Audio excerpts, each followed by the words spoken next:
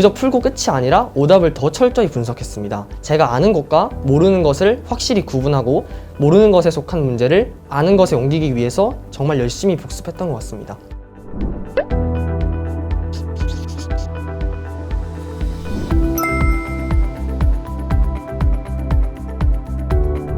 안녕하세요. 러셀 영통에서 9월부터 공부해서 서울시립대학교 경영학과에 정시 일반 전형으로 합격한 최재원입니다.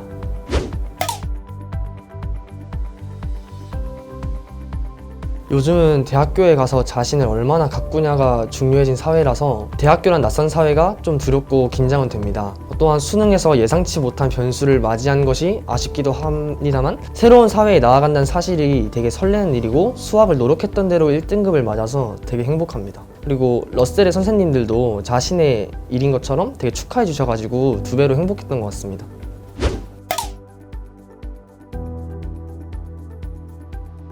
체계적으로 관리되는 일정은 물론이고 학원에서 제공하는 플래너나 또 피드백 노트, 또 1일 수학 30제라고 하루에 일정 양씩 수학 문제를 정리하는 시스템이 있었는데 그거랑 또 각종 모의고사, 자료 모두 저한테 큰 도움이 될 것이라고 판단해서 러셀 학원을 선택했습니다. 그리고 실제로 와보니까 위에 말한 점들이 제 입시에 되게 큰 도움이 되었고 담임 선생님과 상담 같은 시스템 또한 현 입시에 최적화되어 있는 학원이라고 생각합니다.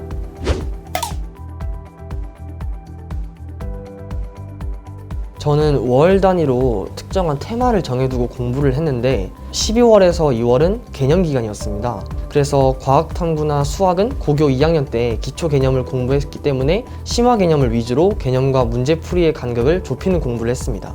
이때 기출문제 풀면서 오답 노트를 쓰는 게 되게 도움이 됐는데 3월부터 6월 모의고사 전까지는 개인적으로 좀 안 좋은 사정이 있어서 공부를 거의 안 했습니다.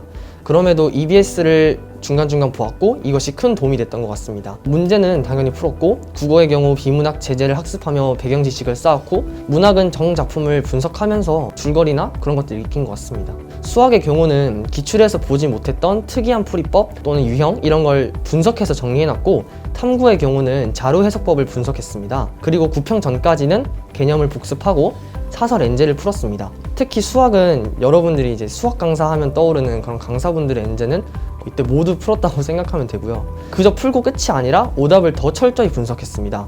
제가 아는 것과 모르는 것을 확실히 구분하고 모르는 것에 속한 문제를 아는 것에 옮기기 위해서 정말 열심히 복습했던 것 같습니다.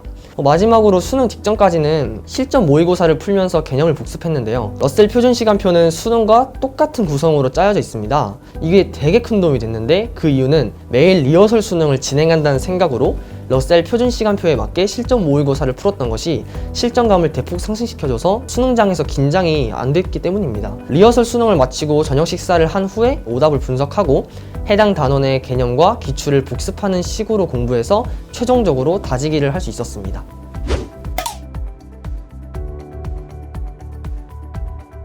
위에 말했듯이 기본적인 구조는 모의고사를 풀고 오답에 관한 개념과 기출을 다시 살펴보는 거예요.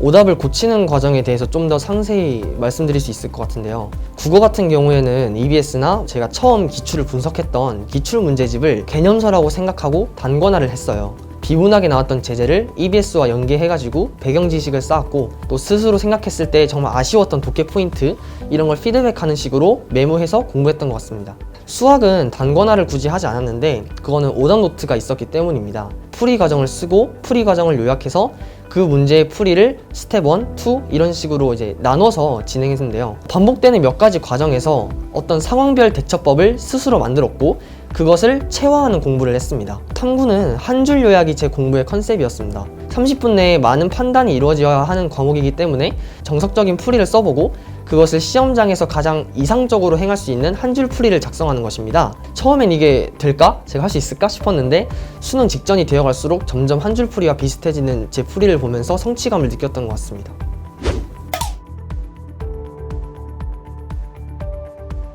가장 취약했던 과목은 영어랑 수학이었어요. 3월 학평 전까지 수학은 되게 자신 있었어요. 그러나 아까 말씀드렸듯이 개인적인 사정으로 3에서 6월을 거의 날려버렸고 그 결과 7월 학력평가에서는 3등급이 나와버린 거예요. 아까 말씀드렸듯이 엔제라는 엔제는 모두 다 구해서 풀었고 또 오답 분석도 기출과 연계해서 철저히 했습니다. 이러한 과정에 방법론적인 것보다도 스스로에 대한 믿음이 매우 중요했던 것 같습니다. 왜냐하면 그런 믿음이 없었다면 문제를 푸는 과정에서 막힐 때마다, 안 풀릴 때마다 포기했을 것이기 때문입니다. 그리고 이렇게 저 스스로를 믿고 열심히 노력한 결과 9월 모의고사와 수능에서 1등급을 딸 수 있었습니다. 또 영어는 수능 특강의 지문을 풀었어요. 모르는 문장을 전부 곽괄호로 표기하고 노트에 문장을 적고 문장 구조를 분석하는 식으로 구문 독해를 스스로 했습니다. 그리고 단어장을 외우는 게 저랑 맞지 않는지 잘 외워지지 않아가지고 지문에서 모르는 단어가 나올 때마다 개인적인 단어 노트에 추가하고 반복해서 보는 식으로 단어를 외웠습니다. 비슷한 단어가 반복해서 나오는 특징이 있기 때문에 중요한 어휘는 이렇게 공부했을 때 빠르게 습득할 수 있는 장점이 있는 것 같습니다. 6평 땐 1등급이었는데 영어가 9월 모의고사 때 4등급이 나와버렸어요. 그래서 걱정을 했지만 아까 말씀드렸던 과정을 통해서 수능에서는 89점으로 2등급을 딸 수 있었습니다.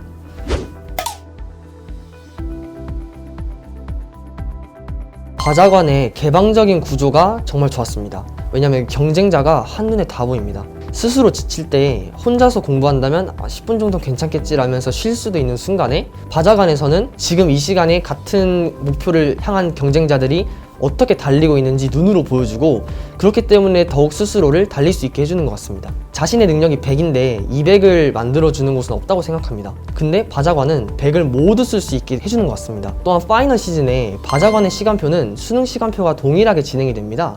그렇기에 수능 리허설이라고 생각하면서 실전감을 최대한으로 끌어올릴 수 있었습니다. 그 외에도 프린터 자유롭게 이용할 수 있는 거, 공기 정화 식물, 공기 청정기 등을 이용한 쾌적한 공부 환경 관리, 수시로 선생님들이 순찰을 하시면서 졸음을 깨워주시고 또 소음을 단속해 주시는 것도 매우 좋았습니다.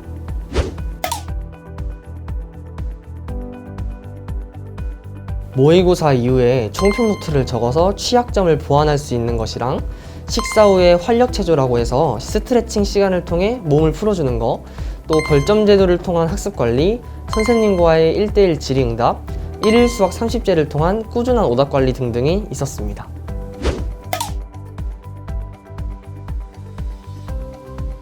학생들에게 매우 친근하셨습니다. 저는 이런 큰 학원에서 공부하는 게 처음이라 많이 긴장했는데 처음 등원하셨을 때 말도 걸어주시고 모의고사나 내신으로 대입 전략을 같이 구상해 주셨습니다.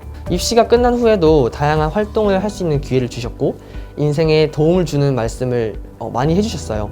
그래서 정시의 마무리라고 할 수 있는 원서 접수를 잘 할 수 있었습니다. 선생님의 친근함과 체계성이 제 대입에 큰 몫을 한 것 같습니다.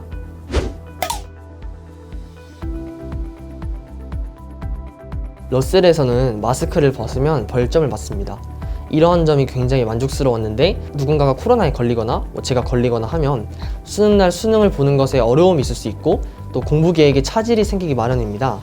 이러한 점에서도 코로나가 되게 무서웠는데 러셀에서 꼼꼼히 체크하고 소독하고 그렇게 해주신 덕에 방역에 있어서 걱정이 하나도 없었던 것 같습니다.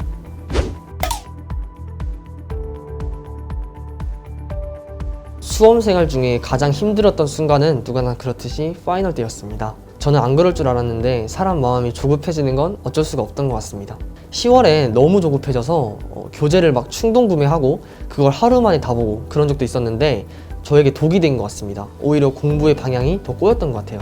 그래서 하루 마음을 완전 텅 비우고 수학만 공부했습니다. 그러면서 남은 기간 계획을 철저하게 짰는데 새로운 지식을 추가하는 기간보다 다지는 기간으로 활용해야 한다는 걸 깨달았고 또 그렇게 했습니다. 그렇게 했더니 조급한 마음도 사라졌고 또 침착한 마음을 유지한 채로 수능 시험장에 들어갈 수 있었습니다.